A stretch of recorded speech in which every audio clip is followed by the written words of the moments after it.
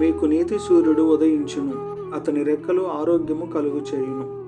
మలాకి గ్రంథము 4వ అధ్యాయము 2వ వచనం. చీకటిలో నడుచు జనులు గొప్ప వెలుగును చూచుచున్నారు.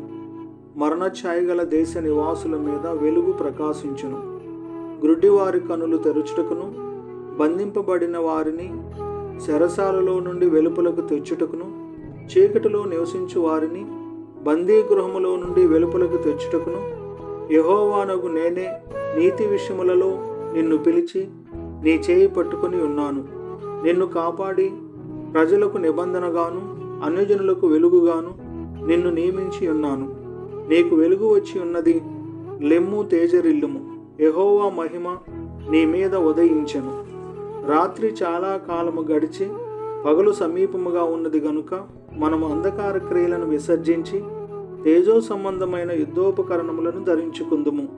దైవనీతి ఆయన వెలుగు సదా మీకు తోడయుండును గాక. ఆమేన్.